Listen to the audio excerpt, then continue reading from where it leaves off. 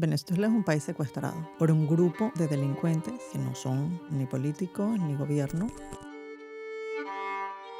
Mi esposo fue asesinado al lado mío. Oh. 4 años después yo fui secuestrada en lo que se llamaban secuestros express. Y se han llevado así a familias completas, con niños incluidos, niños pequeños. Hace unos meses apresaron a un bebé de 2 años, pero son tan retorcidos que lo han hecho con animales. Y también han torturado mascotas y han enviado piezas del cuerpo de las mascotas. Esto es lo que caracteriza al régimen. ¿Crees que hay esperanza en este momento? ¿Es un momento de cambio? Hoy en día hablamos de que tu próximo cumpleaños sea en casa y que podamos abrazarnos en casa. Entonces siento que es una de las cosas que más nos mueve a los venezolanos. Yo creo que todos los venezolanos tenemos historias muy duras que contar. Yo, por ejemplo, he sido política en los últimos 27 años aproximadamente, digamos desde que entró Chávez. Afortunadamente nunca fui detenida ni puesta, ni presa, ni nada que se le parezca, pero hubo una época en la que hubo una situación de violencia social y de delincuencia muy fuerte en Venezuela, donde habían asesinatos, secuestros. Hubo épocas o años en los que se hablaba de cerca de 23-25 mil personas asesinadas, sencillamente por violencia y por delincuencia en las calles. Y esa ha sido mi historia. Mi esposo fue asesinado al lado mío. Wow. 4 años después yo fui secuestrada en lo que se llamaban secuestros express, que es que sencillamente te cogían en la calle, te secuestraban y pedían a tus familiares rescate. Y yo sufrí esas dos situaciones y además no hay mecanismos de justicia de ningún tipo porque la impunidad es de alrededor del 95-98%, considerando de nuevo que todo el aparato judicial está tomado por el propio régimen, que los jueces son, nosotros les llamamos designados a dedo, es decir, que no pasan por un proceso de oposiciones y de garantía que los lleve a formalmente estar en sus puestos de jueces, sino que son adeptos al régimen, que están allí para cumplir las órdenes que se les indica. Y esto lo extrapolo al tema de los presos políticos porque en los últimos 15 años o 20, porque incluso tenemos un grupo de policías que fueron apresados en el 2002 y están todos todavía en la cárcel y no han habido forma de hacer un juicio como corresponde con las imputaciones que corresponda y los cargos que corresponda. Y eso ha venido siendo así a lo largo de los años y ahora sencillamente en los últimos años desaparecen a las personas y les llamamos desapariciones forzadas porque o bien los buscan en sus casas o los cogen en la calle y se los llevan y los desaparecen. No se sabe durante días dónde están. Ellos incluso le tienen un término a eso que hacen, que son tan cínicos que dicen que es para que la persona se adecúe a que está apresada. Y inicialmente esos días eran 3, 5 días, una semana, hasta que se le avisaba al familiar está detenido en tal lugar, porque el familiar podía ir a hospitales, a la morgue a buscar a su persona querida y no los encontraba. Y finalmente se sabía que habían sido apresados. Pero hoy, en los últimos, después del 28 de julio del 2024, ese lapso de tiempo llegó a ser de un mes. Y por hablar de una historia destacada, el yerno del presidente Edmundo González, que acaba de ser afortunadamente liberado, estuvo un año, creo que llegó a 800 días, a 380 días detenido sin que la esposa pudiese ni siquiera estar segura en cuál centro de reclusión estaba. Y ese es el mecanismo que han venido utilizando últimamente. Antes a lo mejor de entrar un poco a lo que son las detenciones, tipo de prisiones que había, ¿no? Porque es un tema que queremos también comentar un poco. Acabas de decir que asesinaron a tu marido. O sea, primero de todo, lo siento mucho, me parece algo muy fuerte. ¿Él ejercía activamente? ¿Tenía algún cargo político? Sí, era diputado del mismo partido, o sea, pertenecíamos los dos al mismo partido y él era diputado regional del estado Miranda. ¿Y el asesinato tuvo algún tipo de consecuencia? No, nunca se supo quién fue ni se abrió ningún juicio ni nada por el estilo. Obviamente yo denuncié en todos los lugares que correspondía, pero nunca se hizo justicia. Y luego te secuestran a ti 4 años más tarde. Entiendo que también por ejercer... No lo sé. No lo sé porque en los secuestros, si bien es cierto que podía ser por el ejercicio de la política, secuestraban a diario cualquier cantidad de ciudadanos comunes porque era un mecanismo de generar dinero a través de la extorsión, de pedir el rescate por las personas secuestradas. Entonces, también por supuesto lo denuncié, pero nunca, jamás, ni supe quiénes fueron, ni por qué, ni nada. Ujú. Yo, Mari, te quiero agradecer que cuentes esto porque siempre las historias reales refuerzan el relato. Viniendo hacia acá hay una cosa que me has comentado, ahora hablando de secuestros y demás, y me has dicho, no, es que ahora en Venezuela el crimen parece que ha bajado un poco porque incluso los que ejercen ese crimen se acaban yendo también de Venezuela. Efectivamente.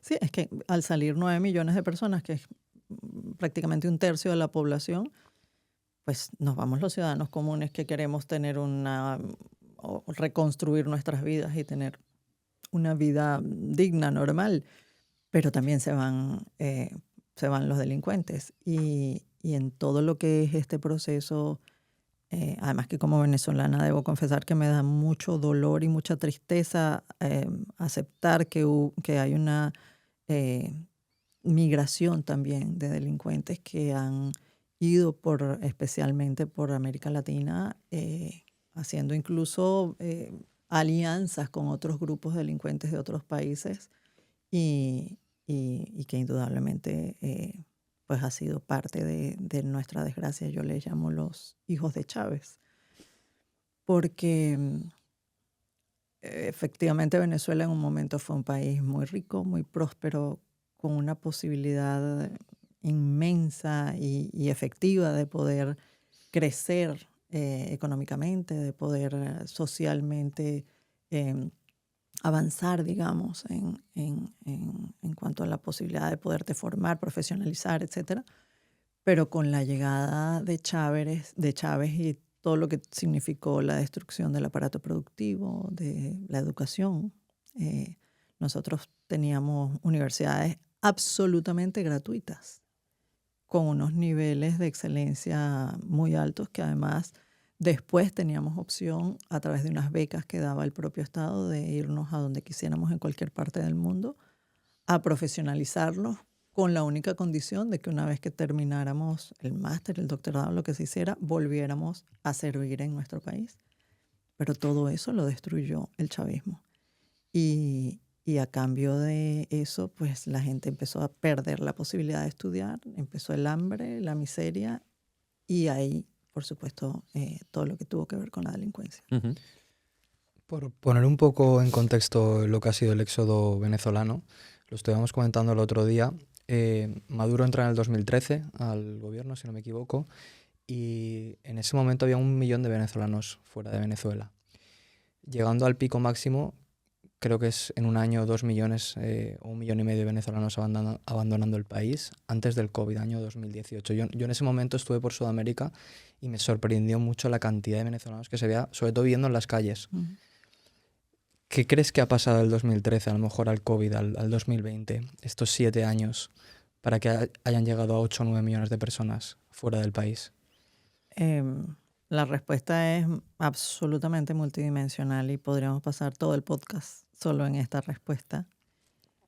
Pero cuando pierdes las oportunidades de estudio, como estaba comentando, y tus hijos, y tienes una familia y tus hijos ya no se pueden educar, pero además pierdes la capacidad de producir porque los sueldos se vienen a menos, pero además hay una inflación yo honestamente pierdo los números, pero la inflación en Venezuela ha llegado a ser, bueno, es la inflación más grande que se conoce en el mundo, por miles. Pero además, no sé, te enfermas y vas a un hospital y es imposible que seas atendido porque no hay el mínimo requerido. Hablo de algodón, de alcohol, de lo más fundamental para que una persona que tiene un accidente o que se haya enfermado pueda ser atendido. Pues por supuesto que las personas empiezan a plantearse por una situación o por un poco lo que me sucedió a mí, que es que eres víctima de la violencia y de la delincuencia en las calles. Claro, o por preservar tu vida, o por tener acceso a educación y a salud, o por sencillamente querer tener una vida digna que tenga que ver con lo que trabajas y con lo que quieres hacer, pues te planteas salir y buscar opciones. Esto sin duda deja una huella psicológica, una impronta sobre todo el pueblo venezolano muy, muy difícil de borrar. Pero tú, Mari, que estás muy conectada con el pueblo venezolano, ¿crees que hay esperanza en este momento? ¿Es un momento de cambio? Sí, y ahora comentas eso y me vino, creo que es importante destacar lo que somos como venezolanos. Los venezolanos somos extraordinariamente familiares, muy conservadores, pero además muy en torno a la familia. Nuestras familias no son familias que se reúnan una vez al año para Navidades, o son familias que se reúnen semanalmente, que estamos muy en contacto, que además somos muy de tacto, de abrazo, de amistades, somos como muy gregarios, de estar permanentemente juntos. Y no es casual que la campaña que hizo María Corina Machado y Edmundo González, si oyen extractos de los discursos de esa campaña, tengan que ver con queremos que todos vuelvan a casa. Y tenga que ver con el hecho de que los niños tengan a sus padres de vuelta, porque muchos padres salieron a buscarse la vida para poder mantener a sus hijos si no podían llevarse toda la familia, y fueron niños que se quedaron atendidos solos por sus abuelos, por ejemplo. Y sí creo que es importante destacarlo, y la verdad es que me quiebra porque es una de nuestras, incluso en grupos donde estoy de WhatsApp, los típicos grupos de WhatsApp, hoy en día hablamos de que tu próximo cumpleaños sea en casa y que podamos abrazarnos en casa. Entonces siento que es una de las cosas que más nos mueve a los venezolanos.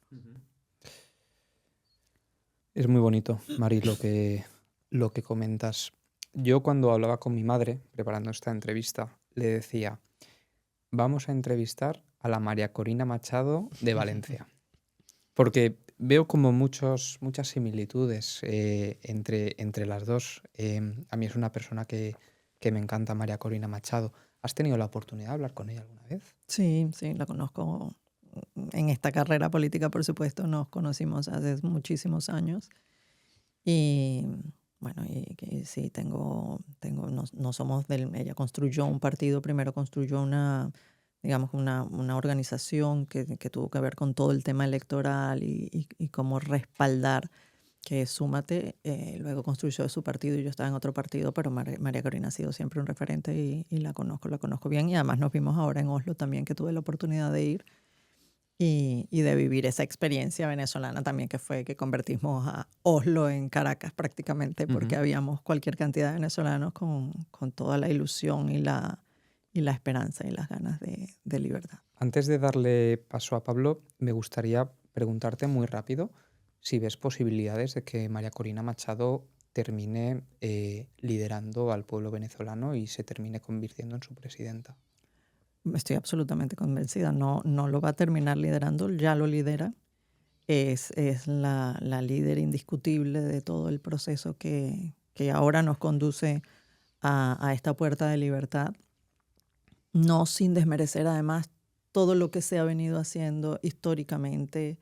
Yo siento que cada paso fue importante, Pero indiscutiblemente María Corina hoy en día es la líder de esto y no quiero dejar de mencionar también a Edmundo González Urrutia, al presidente Edmundo, con quien además tuve el placer, la satisfacción y el honor de trabajar en todos estos temas internacionales en los que me desarrollé en algún momento y que el presidente Edmundo haya tenido la fortaleza de entregar, además de poner en riesgo su propia integridad, la de su familia, al punto que hayan apresado a su yerno y que se haya mantenido eh, en una pieza con todos los valores democráticos de libertad, exponiendo a su propia familia, yo creo que es de valorar y de agradecer eternamente.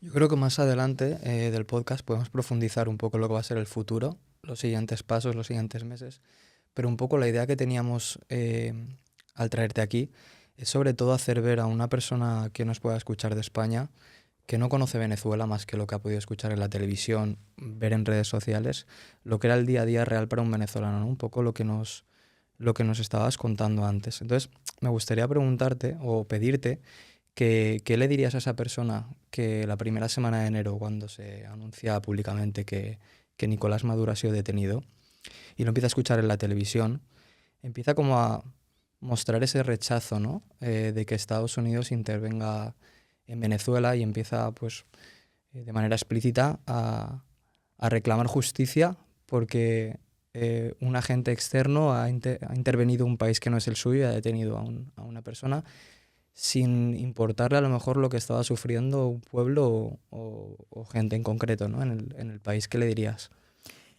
Yo eso suelo graficarlo de la siguiente manera, y además como lo viví, Venezuela es un país secuestrado por un grupo de delincuentes que no son ni políticos ni gobierno, que además son ilegítimos evidentísimamente, pero bueno.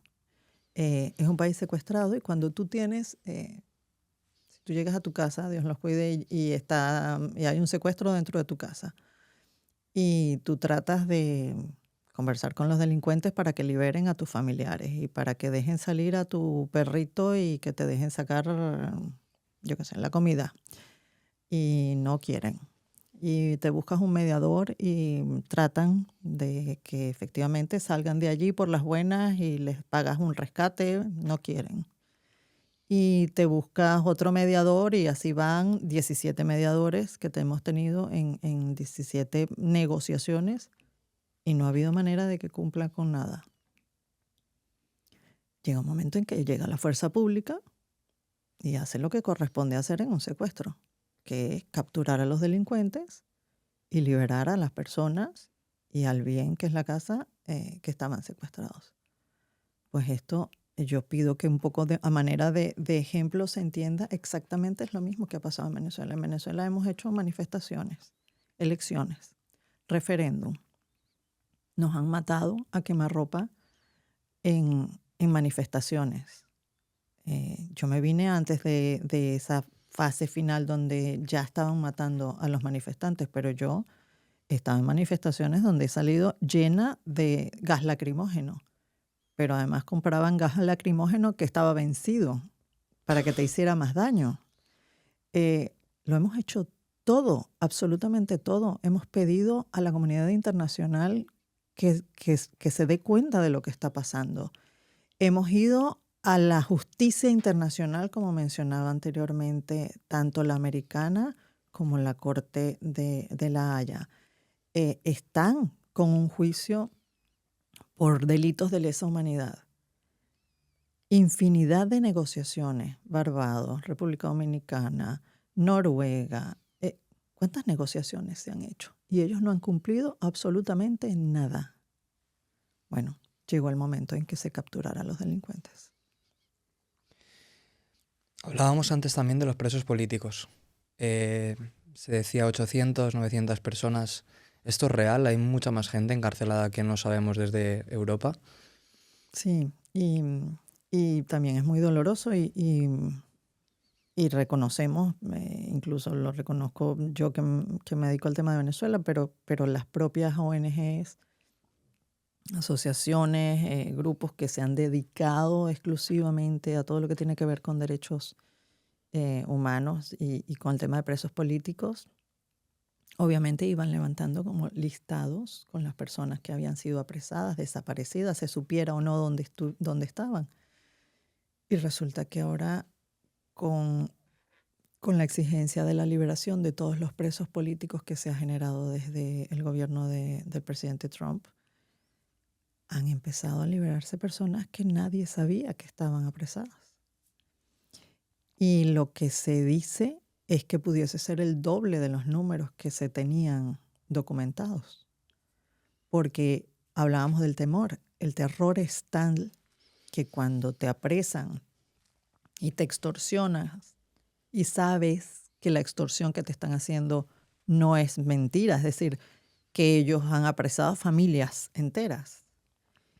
Y digo esto y me viene, por ejemplo, a la memoria 2 casos para poder hacer ver la atrocidad de este régimen. Han apresado a un hermano, al hermano de una persona que sí que había participado en alguna acción política o en alguna manifestación y lo están buscando a él, pero si van a la casa y él no está, se llevan al hermano o se llevan a la esposa o se llevan a la hija. Y te apreso hasta que no aparezca tu familiar. Y se han llevado así a familias completas, con niños incluidos. Niños pequeños. Hace unos meses apresaron a un bebé de 2 años. Pero son tan retorcidos que lo han hecho con animales. Si te van a buscar y tienes una mascota, se llevan a la Wow. mascota y también han torturado mascotas y han enviado piezas del cuerpo de las mascotas. Esto es lo que caracteriza al régimen. Hilándolo con lo que acabas de decir, hemos escuchado también mucho que no solo había secuestros y torturas a personas, sino que también acudían a negocios a pedir mordidas, extorsiones. Pero que realmente cuando hablamos de alguien está viniendo por ellos, a secuestrarlos o a coaccionarlos, ¿de quién hablamos? ¿Son grupos militares, policiales, parapoliciales? ¿Quién es exactamente? Es que lamentablemente cuando un país pierde su estructura como Estado de Derecho, que es como se le llama en la teoría, termina siendo una arbitrariedad todo absoluta. El mismo Chávez comenzó armando a civiles que terminaron siendo llamados colectivos armados, que eran sencillamente civiles sin ningún tipo de formación de nada, ni policial, ni militar, ni nada. Pero estaban los militares que luego con la corrupción terminaron derivándose también en grupos que forman parte del narcotráfico y de estos grupos delincuenciales. Que hoy en día, por ejemplo, te pueden parar en una avenida o en una carretera y pedirte el móvil. Y si buscan una palabra que te vincule con algo que no es pro régimen y te detienen y te apresan. Pero también están las policías que además han ido cambiando de nomenclatura. Entonces inicialmente para los que eran los de la época democrática era la policía metropolitana, habían 2 tipos de policía, digamos las policías municipales o la policía que tenía que ver con lo civil, y estaba el cuerpo técnico de policía judicial, que era también muy reconocido porque eran expertos en temas de investigación criminal, y eran como los 2 grupos, pero ya luego ahora han ido cambiándoles de nomenclatura y de grupos y se ha derivado en una cantidad casi infinita de grupos parapoliciales, eso sin contar el ELN, la FARC, que pasaron la frontera de Colombia hacia Venezuela y funcionan hoy desde Venezuela. Y ahí tienes una mezcla tan entrelazada como terrible en términos de que no puedes saber quién es quién, porque está el ELN, está la FARC, están estos grupos distintos policiales, están los colectivos armados, están los militares, que en medio de su corrupción también piden lo de las mordidas que comentabas, pero es que lo puede pedir el policía, como lo puede pedir el militar, como lo puede pedir el colectivo, como lo puede pedir el de la FARC. Van tapados muchas veces. Hay un grupo en particular con uno que es como el jefe de todo esto que tiene que ver con la tortura, básicamente, que van ya, como en las películas, con las caras tapadas, de negro, precisamente para no ser reconocidos, pero también para provocar el terror que provocan. Entonces, ¿quién protege al venezolano de a pie? Nadie, nadie, y eso es parte de toda nuestra desgracia. No te protege nadie, pero es que si te matan, si te secuestran, si te roban, si te extorsionan, si te piden una mordida, no hay una estructura donde denunciar y que se lleve adelante un juicio de ningún tipo. Ujú. Porque por el contrario puede ser que bueno, en mi caso, cuando a mí me secuestraron, ellos mismos en el secuestro me dijeron, no se te ocurra denunciarnos, porque si nos denuncias, vamos por tu familia. Y yo fui a denunciar a la policía. Y honestamente fue casi más duro para mí hacer la denuncia que el propio secuestro. Ujú. Porque sientes el peso de, sabes que no tienes que denunciar, porque dentro del mismo cuerpo policial muchas veces estaban los que formaban parte de los grupos delictivos que secuestraban. Aún así va a seguir habiendo mucha gente que defienda que Maduro debe ser liberado, que Donald Trump es un imperialista, que es probable, ¿no?, que el objetivo de Trump sea puramente económico, que sea el petróleo, pero después de escuchar todas estas anécdotas y de lo que vamos a hablar ahora, me cuesta entender, ¿no?, como una persona que quizá ni sea venezolana, más o menos todos podemos pensar qué tipos de perfiles pueden ser, sigan defendiendo este tipo de dictaduras, ¿no? Venezuela, Cuba. Mari, vamos a hablar ahora de un tema muy sensible. Empezó siendo el que iba a ser el centro comercial más moderno de toda Latinoamérica y terminó siendo un centro de tortura, terror. Hablamos del Helicoide. Sí.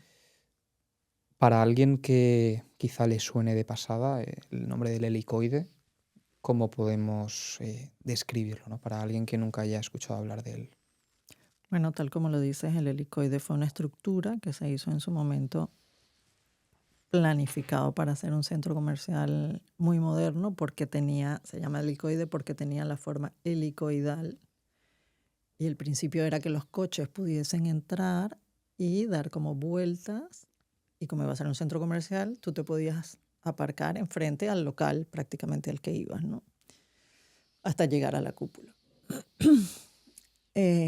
Con la entrada del régimen, lo convirtieron en un centro de torturas, de detención.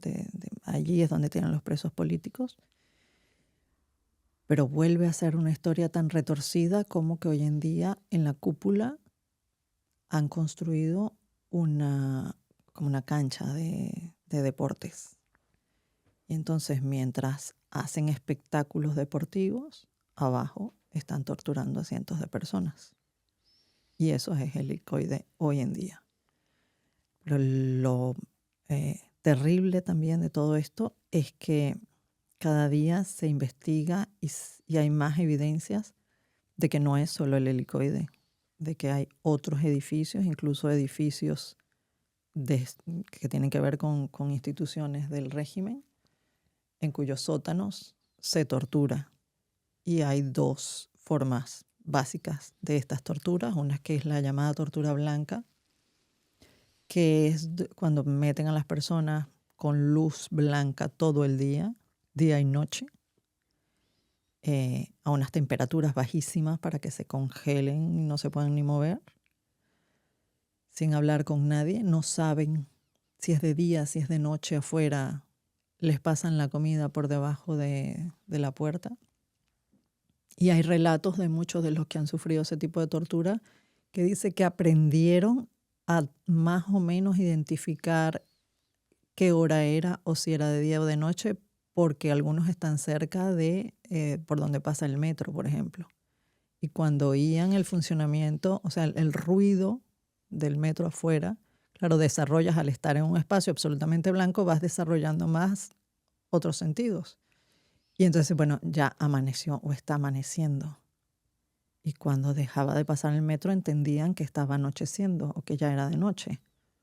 Pero era el único mecanismo que tenían para saber un poco el transcurrir de los días sin poder contarlos, porque además no saben cuántos días llevan allí. Claro.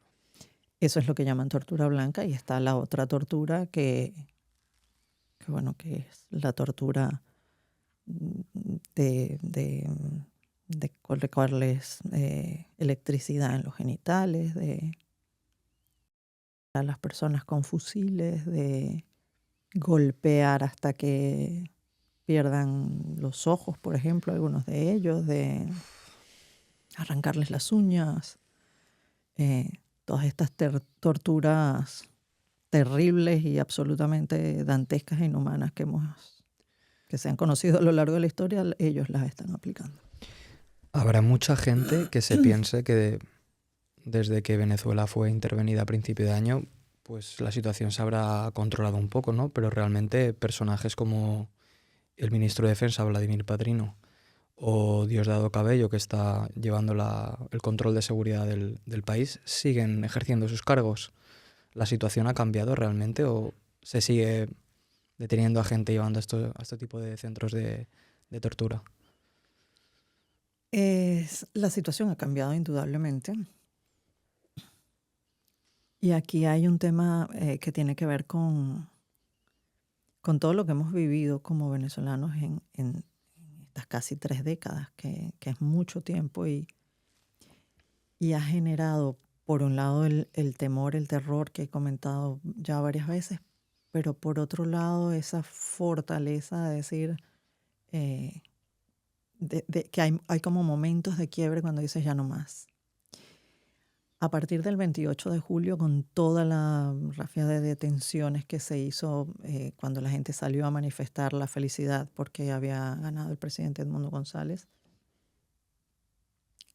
fue tan fuerte la manera en que apresaron, torturaron, persiguieron, además tan evidente, muchas de ellas se pueden encontrar en las redes, personas que cuando la fueron a buscar a su casa, me viene el caso de María Oropesa, que era una de las coordinadoras del Partido 20, del Partido María Corina, y ella grabó el momento en que estaban golpeando la puerta de su casa y la rompieron y venían a por ella y se la llevaron.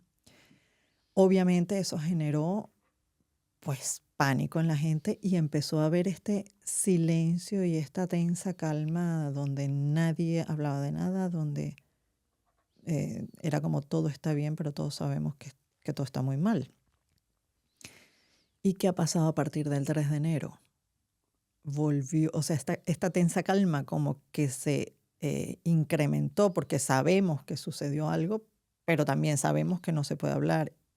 Y en la primera semana o 2 semanas hubo muchos operativos que ellos mismos generaron con estos mismos cuerpos parapoliciales, policiales, militares, deteniendo a las personas en las calles y vigilándole y controlándole los móviles, y si te encontraban algo, te llevaban detenido.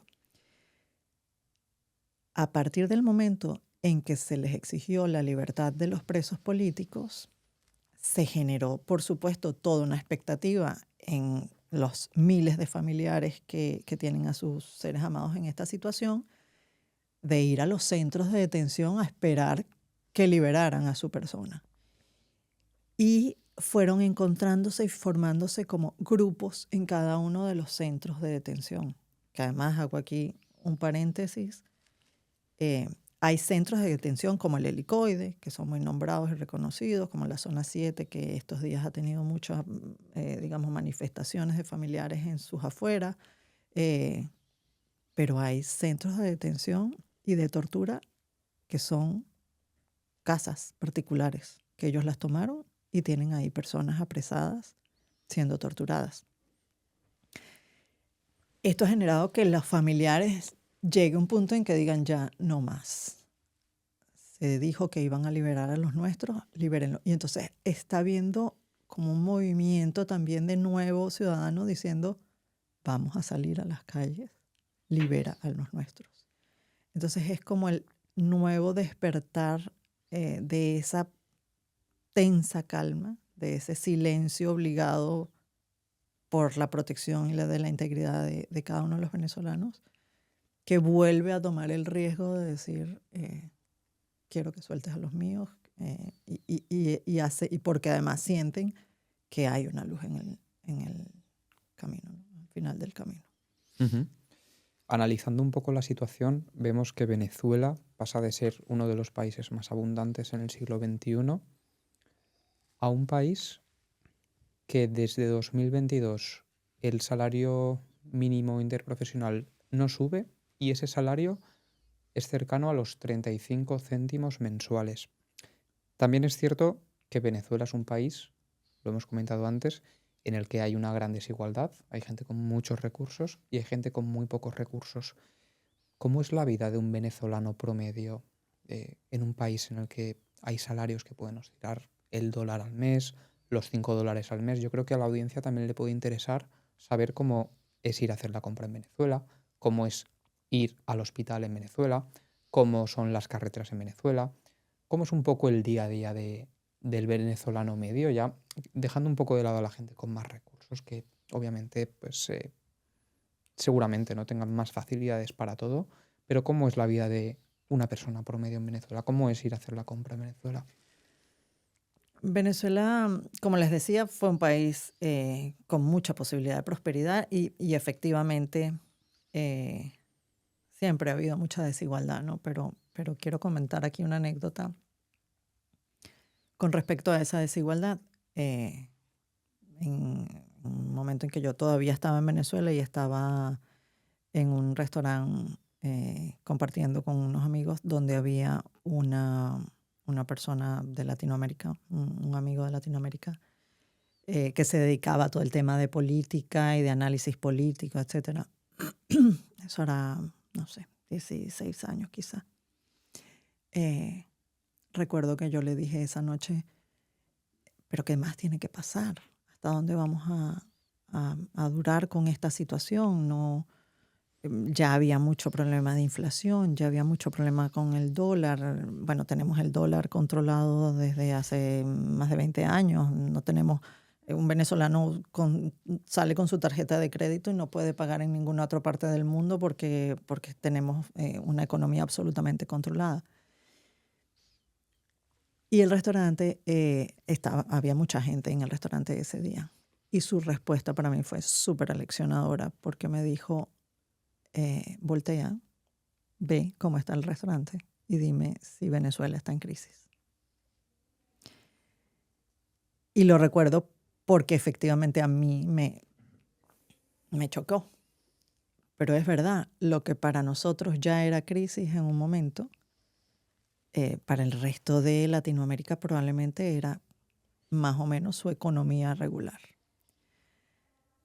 Haciendo esta consideración, que no quiere decir en lo absoluto que por supuesto que el régimen ha quebrado absolutamente la economía, si bien es cierto que hoy en día, no es hoy en día además, solamente recordemos cuando se empezó a pedir todo lo que era la ayuda humanitaria porque la gente comía de los vertederos de basura.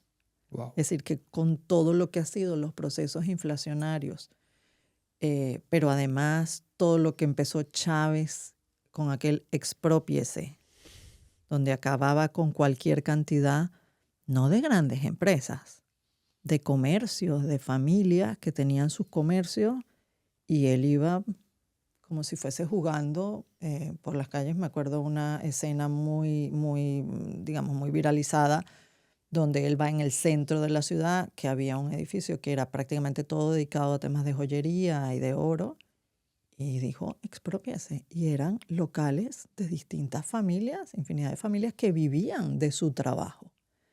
Pero igual como expropió eso, expropió cualquier cantidad de fincas y de haciendas inmensas con ganado, productivas, como también expropió empresas gigantes que tenían que ver, por ejemplo, con todo el tema de la agricultura y la ganadería en nuestros llanos, como también destruyó PDVSA, que era pues la joya de la corona en petróleo, al ser la empresa petrolera del país con las reservas de petróleo más grandes del mundo, que tenía cualquier cantidad de empleados.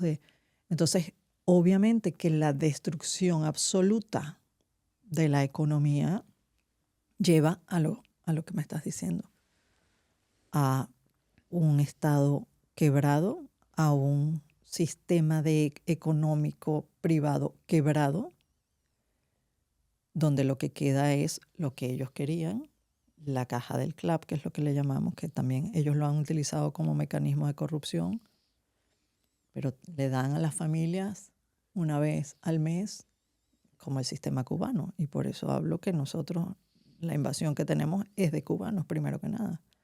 Es exactamente el mismo sistema de la cartilla cubana. Te van marcando una vez al mes, tienes derecho a recibir una bolsa con un kilo de harina pan, una leche, un trozo de carne o de gallina, muchas veces además descompuesto. Y eso es lo que la gente come. Pero soy yo, Estado, el que te doy lo que vas a comer. No eres tú quien vas a poder producir para que con tu trabajo y con lo que produzcas puedas comprar lo que tú quieras. Eso es lo que hizo el régimen en Venezuela. Y en el día a día se utiliza, o sea, la gente compra dólares, se utiliza el dólar, o sea, compra dólares, perdona, compra pagando con dólares. Está absolutamente dolarizado. El país no se habla prácticamente en bolívares, porque es que, de nuevo, el problema de la inflación es tan brutal que ellos tuvieron más o menos un control. Bueno, después que hubo la hiperinflación, que se destruyó absolutamente toda la economía, fueron llevando un poco a controlar. Y se mantuvo durante un año o así cierto control de la relación, digamos, de un precio del dólar. Pero es que en los últimos meses se volvió a disparar y nadie habla de bolívares, porque si tú ayer por $1 recibías 350 bolívares y hoy está a 500 y mañana está a 700, pues obviamente no puedes hablar de bolívares porque no puedes cambiar todos los días precios. Claro. Tienes que hablar, bueno, esto vale $1 a lo que esté. Pero ¿es posible realmente en Venezuela sobrevivir sin estar trayendo dólares desde fuera? Es decir, si no tienes un familiar fuera que está enviando dinero en otra divisa, solo con los bolívares puedes subsistir. Evidentemente, por eso tenemos los problemas que tenemos, por eso vuelvo al tema humanitario.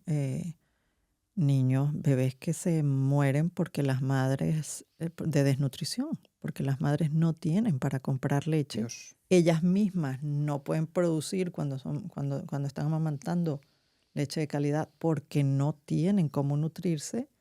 Y hay infinidad de historias de bebés que se les está dando agua de arroz. Mojan el arroz en agua y esa agua se la dan al bebé como Qué si lástima. fuera... Y eso es lo que nos ha llevado a los niveles de desnutrición que tienen todos nuestros niños hoy en día en Venezuela.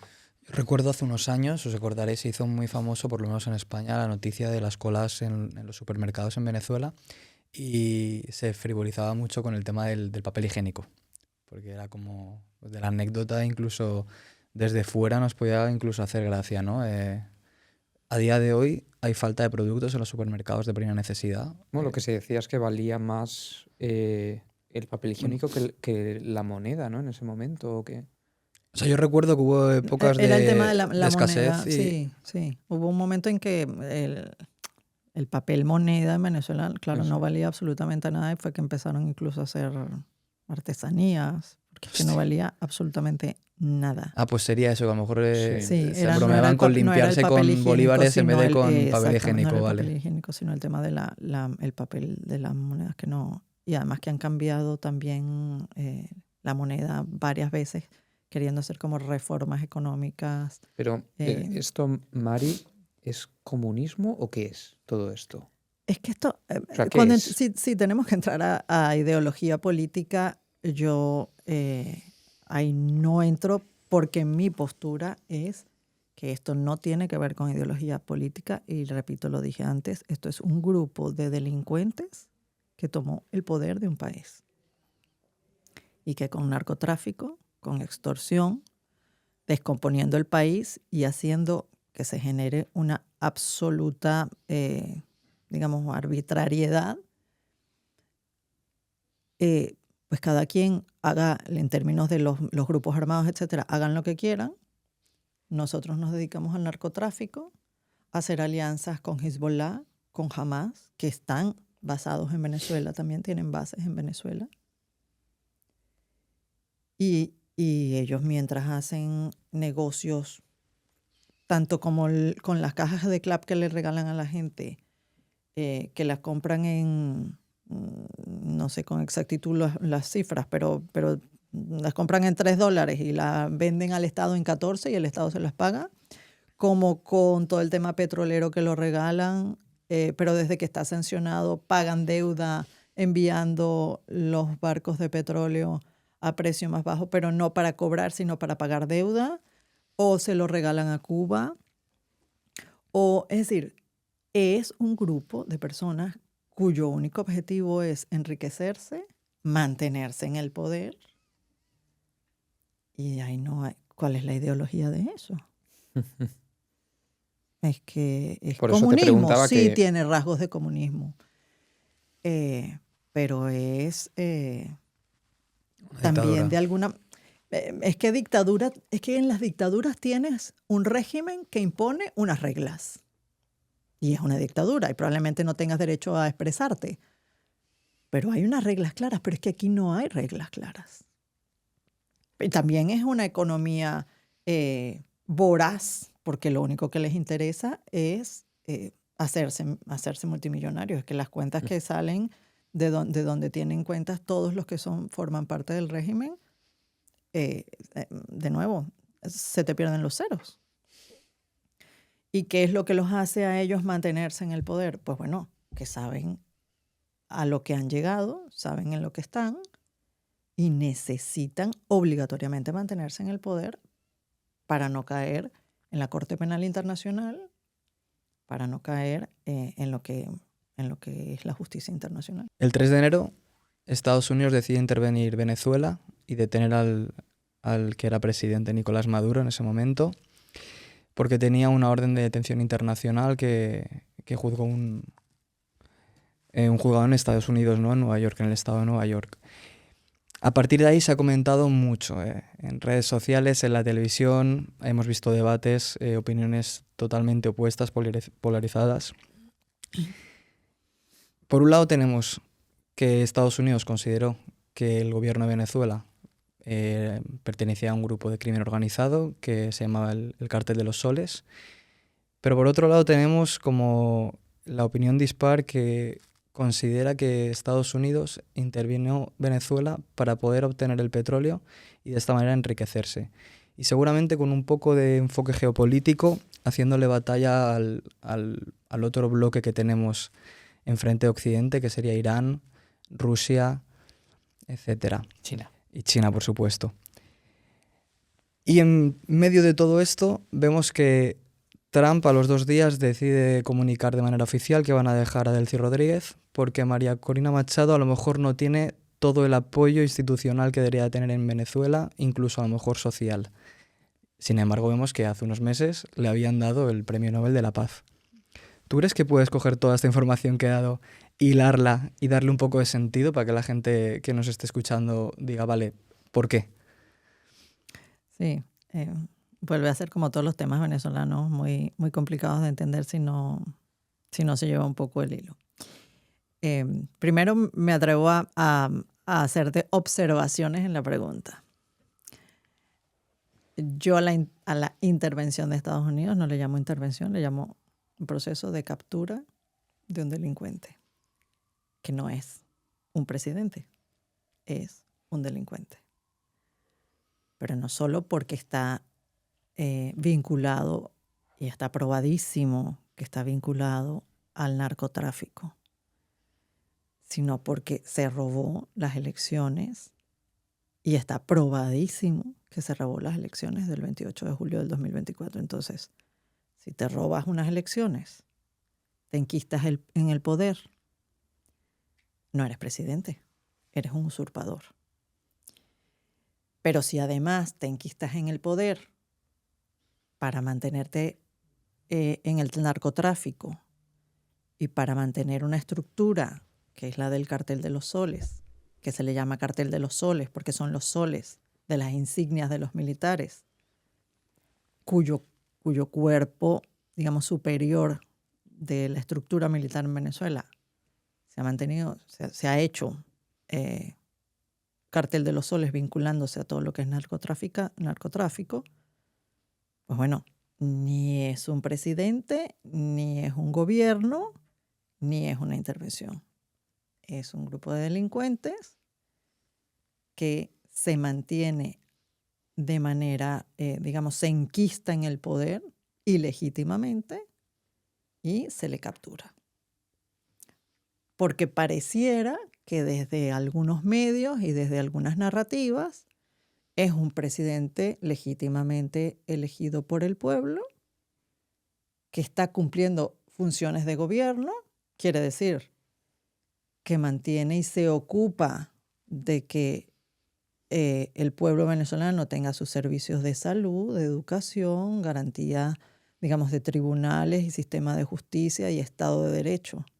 Y es precisamente lo que se han encargado de destruir desde Chávez hasta Maduro.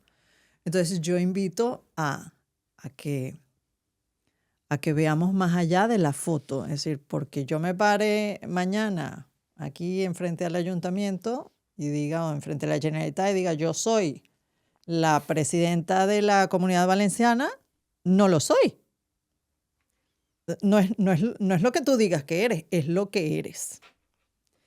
Y creo que las narrativas, lamentablemente, de muchos medios y de muchos intereses en el mundo han llevado a que a punta de complicidad y de dejar pasar el régimen de Venezuela haya llegado a donde ha llegado y sigamos pensando que es que de verdad es un gobierno. Y es absolutamente necesario tenerlo claro para también entender qué es lo que está pasando. Dicho esto, se captura a un par de delincuentes, porque además Cilia Flores no es la primera dama ni la esposa del presidente, es una delincuente igual que él, porque también está probado y comprobado. De hecho, sus sobrinos estuvieron sentenciados por narcotráfico porque los agarraron con 800 kilos de drogas y estuvieron sentenciados en Estados Unidos. Y es tan absurdo como que Biden los liberó y pareciera que ahí nadie dijo nada con respecto al derecho ni nacional ni internacional, porque después que hay un sistema de justicia que enjuicia, imputa, enjuicia y sentencia, ¿cómo es que liberas a quienes has probado que son narcotraficantes? Y son sobrinos de Cilia Flores. Y ella forma parte importantísima no solo de la estructura de narcotráfico, sino de la terrible estructura de represión, de persecución y represión en Venezuela. Y dicho esto, entiendes cada vez más que es un Estado fallido con un grupo de delincuentes que están allí para su propio interés personal y nada más que eso. Y que lo mejor que puede pasar es que lo capturen. ¿Que nos hubiese gustado a los venezolanos que fuese de otra manera? Por supuesto. ¿Que nos hubiese encantado que después del 28 de julio, que ni siquiera lograron presentar las actas electorales, las tuvimos que presentar nosotros como oposición, ellos hubiesen admitido que perdieron y hubiesen hecho de alguna manera un acuerdo para salir del poder? Eso hubiese sido lo ideal. Pero y con todo esto que estás diciendo, ¿por qué crees que finalmente el gobierno norteamericano o Trump directamente decide tomar la decisión de no nominar a María Corina Machado y dejar a Delcy Rodríguez en el poder de Venezuela, digamos? Porque si te pones a ver todas las transiciones del mundo y vemos con un poco de, digamos, de lógica y sentido común la situación, en toda la historia que llevamos narrando en este podcast, que hay mucho que queda por narrar, tú no puedes llegar hoy y decir, quito a Maduro y coloco aquí a María Corina o a Edmundo. Cuando queda ahí adentro Diosdado Cabello, Delcy Rodríguez, Jorge Rodríguez, Padrino, Gramco, que es el que se dedica a la tortura. Es decir, queda un entramado. Yo decía que esto es un monstruo de varias cabezas. Se llevaron 2 cabezas del monstruo, las principales. Pero queda. El monstruo está todavía dando patadas y quedan cabezas. Y en las transiciones, eso por una parte. Y por otra parte, las transiciones necesitan de gente del mismo régimen del que se está saliendo para poder de alguna manera generar un puente hacia lo que buscas, hacia la libertad, hacia la democratización. Y que es lo que ha dicho abiertamente Trump, pero además lo que más organizadamente dice Marco Rubio. Esto está siendo tutelado. Ellos no están liberando presos porque ellos a motu propio tienen la voluntad de hacerlo. Ellos lo están haciendo porque están siendo tutelados. Y la orden que se le ha dado a Delcy Rodríguez es desmantela tu propio régimen. ¿No te preocupa como venezolana que Venezuela acabe siendo un Irak 2.0? Que Estados Unidos haya intervenido, le quite las barbas a los que mandan, les cambie la ropa y sea un gobierno tutelado por Estados Unidos, pero que realmente siga el problema interiorizado y siga el día a día siendo igual? Porque es lo que hemos visto a lo largo de los últimos 20 años. Estados Unidos, en los países que ha habido conflicto, ha intervenido y ha acabado pasando un poco eso. Sí que es verdad que si vienes del hoyo más profundo, ¿no? De ahí solo te queda mirar hacia arriba, pero no sé, ¿no te preocupa un poco que puede llegar a pasar eso? A ver, preocupación ante la situación que tiene mi país, obviamente tengo. Es decir, no estamos ni de lejos en la situación ideal. Pero estamos muy, muy, muy en mucho mejor posición que estábamos hace un mes. No me preocupa en lo absoluto que termine como Irak o como esas otras experiencias, porque son historias absolutamente distintas. Y lo único que se puede de alguna manera semejar es la participación de Estados Unidos. Pero la historia del país, la historia de Venezuela, no es una historia de conflicto. No es una historia de conflicto entre ciudadanos venezolanos, digamos. No es una historia de conflictos religiosos dentro del país. No es una historia de conflicto de sectas distintas. Es la historia de un país relativamente homogéneo que fue tomado por un grupo que lo llevó a la destrucción absoluta. Y que las últimas elecciones lo que demuestran es que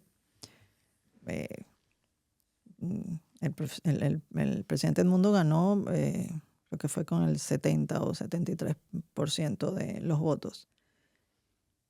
Pero es que no pudimos votar todos los que estamos afuera. Es decir, Claro. Suponte que de los 9 millones podemos votar 4, 5. Pero es que tampoco pudieron votar los jóvenes mayores de 18 años que están en Venezuela porque no los dejaron inscribirse. Estamos hablando de alrededor de 6 millones de votantes. Y toda esa población, contra todo lo que significó la represión, el miedo que impuso el régimen, votó por una candidatura, por una opción. Y eso te habla de un pueblo decidido a ser libre. Yo en este sentido, Mari, me gustaría preguntarte y por darle esperanza al pueblo venezolano, me gustaría preguntarte qué se tiene que dar en esta reconstrucción democrática de Venezuela para que Venezuela por lo menos llegue a ser un país habitable, que no es poco decir, Ujú. y que incluso parte o gran parte de toda esa gente que ha tenido que dejar Venezuela se plantee volver. ¿Qué se tiene que dar en ese proceso de reconstrucción democrática o regeneración democrática? ¿O cómo lo ves tú? Em, bueno, hay de alguna manera una línea de tiempo y de opciones planteadas ya por el propio, eh, digamos, por el propio gobierno de Estados Unidos. Y no quiero ponerlo todo en las manos de Estados Unidos porque eh, es mi país y somos los venezolanos los que tenemos que hacer mucho el trabajo, ¿no? Pero en esto quiero remitirme a lo que decía hace rato es que hemos hecho elecciones, referéndum, manifestaciones, lo hemos hecho absolutamente todo. Y llegó un momento en que sí que se necesitaba un ente con una fuerza, digamos, mayor para hacer lo que se hizo. ¿Qué viene ahora? Estabilización, es decir, que se logre de alguna manera, primero que nada, por supuesto, la libertad de los presos políticos, que es indispensable no solo para que tengamos como venezolanos la paz y el respiro de saber que somos, que los que están presos y los que han puesto su propia integridad física en riesgo están libres, sino también de alguna manera como gesto de quienes quedan allí, de las cabezas de ese monstruo, de decir, vamos hacia la libertad que estamos obligados a ir, ¿no? Y digo obligados a ir porque igual como digo que el régimen es lo que es, quiero significar que no están haciendo nada a motu propio ni por voluntad, que lo están haciendo porque están siendo obligados y tutelados. Y después entiendo que vendría pues bueno, la posibilidad, igual que ahora deben liberar los presos políticos, tiene que venir una segunda fase en la que permitan el ingreso de la cantidad de, no solo por supuesto de todo el éxodo venezolano, de los 9 millones, sino de los que estamos en el exilio sin poder volver. Y finalmente,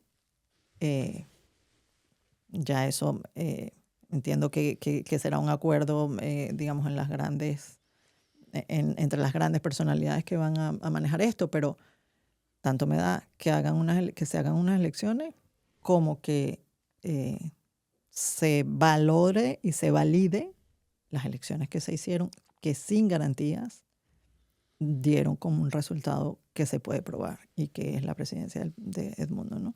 Pero igual, da igual, y a los venezolanos con los que he hablado nos da igual, que nos ponen unas elecciones mañana, dentro de un mes, dentro de un año, sabemos cuáles son, cuál va a ser el resultado de esa elección si hay garantías electorales.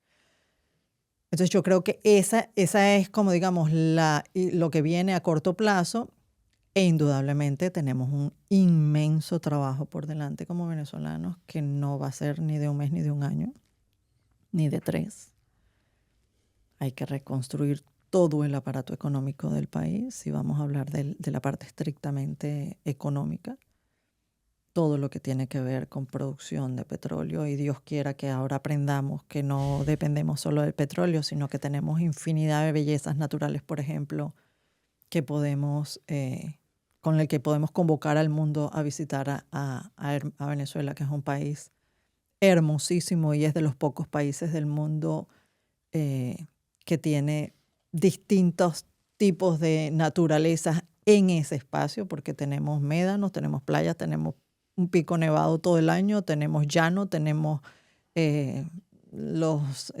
Guayana y todo lo que es la zona sureste del país con estas montañas hermosas que son además ancestrales, y la selva que tenemos allí. Es decir, tenemos además de minerales, etc. Entonces, el potencial económico que tiene Venezuela siendo bien administrado es casi infinito.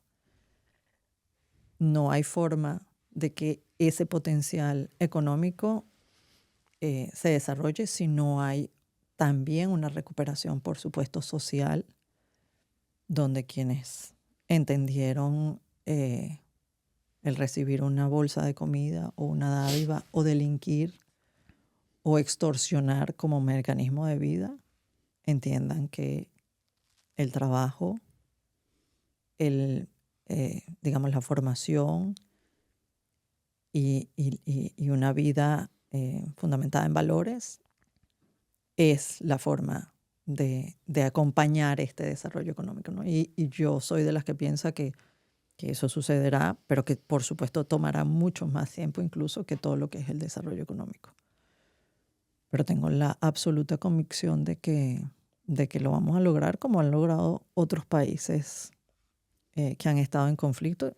Y aquí a las pruebas de España me remito. España ha tenido conflictos importantes y ha sabido como población, como país, crecer, sanar heridas y desarrollarse. Y yo creo que los venezolanos lo vamos a hacer igual. Has mencionado antes a Marco Rubio, secretario de Estado estadounidense, que parece ser que es la persona que ha asignado la administración norteamericana, ¿no?, para llevar este periodo de transición. Entiendo, por lo que has comentado, que llegará algún momento, 2028, no sabe cuándo, que se intentarán organizar unas elecciones de la manera más limpia y transparente posible. ¿Crees que será María Corina Machado quien se presente o será Edmundo? No, será María Corina. Entre Edmundo y María Corina, indudablemente María Corina. El presidente Edmundo, bueno, como decía, le agradecemos muchísimo lo que hizo, pero Edmundo también es verdad que nunca ha sido un político. Edmundo viene del mundo diplomático y ha sido un embajador que estuvo muy vinculado a todo el proceso de la mesa unitaria y por eso surgió su nombre para colocarlo. Recordemos por qué está Edmundo González allí, porque a María Corina no se le estaba inhabilitada y a pesar de haber ganado las primarias, no se le permitió Lo digo participar. También hilándolo un poco con lo de antes, ¿no?, que parece ser que no es del agrado al 100% de... Eso, lo que entendemos no tiene que ver con la población, porque vuelvo con que veamos las cosas como son y no lo que se dice de las cosas. Evidentemente, la población venezolana tiene un aprecio y una valoración especial por María Corina Machado. Y entendemos que a lo que se refería Trump era a que no era del agrado, por supuesto, de la élite gobernante, es decir, de los delincuentes que están hoy en el régimen. Y que para que entre María Corina, pues tiene que haber un proceso en el que se organiza un poco y por eso decía que de manera tutelada se vaya limpiando pues el propio régimen.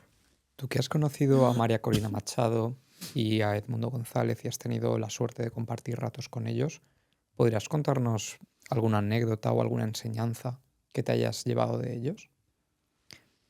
María Corina, María Corina, yo me asombro cada día más de su fortaleza, ¿no? De esto o sea, de su capacidad de anteponer el bien, de lo que creo que debe ser un político, de anteponer el bien común a tu propia integridad o a tu bien, ¿no? Y con eso llevo a otra crítica que se ha hecho, que es el hecho de que ella haya dicho que el premio Nobel también se lo merece Trump. Pues cualquiera que tenga el típico ego político diría, bueno, esto me lo gané yo, y esto es mío, no se lo tengo por qué dar a nadie.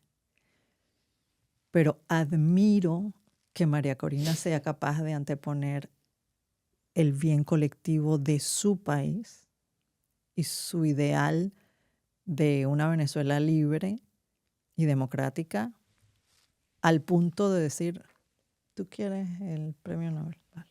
A mí me dio la sensación como que ahí Trump pecó mucho de infantilismo. Como el niño que quiere jugar con el juguete mientras lo tiene el otro le dice, no, dámelo a mí. Visto desde fuera me pareció eso. Sí, yo percibo lo mismo, pero admiro que quien efectivamente lo ha obtenido con todas las dificultades que sabemos que ha tenido, pues diga, vale, lo comparto contigo porque estamos buscando un bien superior, digamos. Ya para finalizar, hemos pedido un poquito de ayuda, ¿no? en redes sociales de pues, diferentes venezolanos que estén viviendo, sobre todo en Valencia, que nos hagan preguntas que les puedan interesar o parecer interesantes para que tú no las respondas. Ujú. Quiero, y perdón que interrumpa, pero es que se habló de la posibilidad de la vuelta de los venezolanos a casa, ¿no? Y obviamente tengo 1000 anécdotas que no voy a contar, pero retomo esto de que somos extraordinariamente cercanos entre nosotros, digamos con nuestras familias y nuestras amistades, y nos hace mucha falta como esa cualidad nuestra, volver a tenerla, volver a poder, digamos, disfrutarla. Y hay un estudioso de la migración venezolana muy reconocido además, que yo he tenido la oportunidad de vivir en Madrid y he tenido la oportunidad de conversar con él. Y yo siempre le he insistido, yo estoy segura de que cuando seamos libres vamos a volver muchísimos venezolanos a casa, ¿no? O van a volver muchísimos venezolanos a casa. De Mari, es que después de los 3 años ya la gente se arraiga, es difícil. Y tanto en la época del gobierno interino, que hubo un momento en que pensamos que era el momento, y ahora que estamos en la posibilidad más grande que hemos tenido de ser libres en Venezuela, la cantidad de personas, no solo en España, sino en, bueno, donde quiera que estemos, que estamos regados por el mundo, es como ya vamos a empezar a planificar porque ya nos devolvemos. Obviamente que habrá muchos que han hecho, digamos, que se han estabilizado, que incluso familias que tienen hijos, y también me han dicho muchos, bueno, vamos a esperar que termine de graduarse, por ejemplo, mi hijo menor, que le faltan 2 años, 3 años, para darle las mismas, ese es un comentario súper reciente de ayer, para darle la misma oportunidad que han tenido los otros, pero una vez que se gradúe ya nosotros nos podemos volver a casa. Es decir,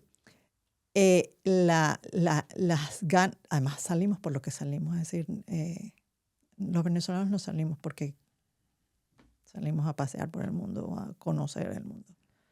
Salimos porque lamentablemente se destruyó nuestra casa. Y cuando ves que tienes la posibilidad de que tu casa se vuelva a hacer o a arreglar y volver a casa, estoy absolutamente convencida de que muchos van a volver. Y eso conectado con lo que decíamos de cómo veo a Venezuela, a una Venezuela donde aprendimos a valorar más lo nuestro, donde aprendimos a vivir en otras culturas, aprender también muchas cosas con nuestra experiencia como migrantes de otras culturas, que indudablemente va a nutrir a una nueva Venezuela con una cara mucho más abierta al mundo, pero también con una fortaleza interna mucho más grande. Ujú. Pues yo creo que con este mensaje, Mari, terminamos. Te agradecemos enormemente el haber venido aquí, el habernos contado todo lo que nos has contado. Ha sido una charla magnífica, también un poco dura en algunos momentos. Esperamos poder tenerte en unos meses, a ver cómo ha avanzado todo el tema. Estoy Un seguro gusto. que habrá avanzado para bien, sin Amén. ninguna duda. Quizá en la siguiente charla también podamos hablar de algunos temas que hoy no hemos hablado, ¿vale? Que son temas de si algún político o expolítico de nuestro país, de España, podría tener alguna implicación con todo esto, si tendría que tener algún tipo de miedo, e incluso si podría llegar a acabar el año encarcelado. Pero eso lo dejamos para la próxima vez que vengas, Mari, ¿te parece? Seguro, con gusto. ¿Algo que añadir, Pablo? Nada, Mari, muchísimas gracias. Gracias a ustedes por la oportunidad.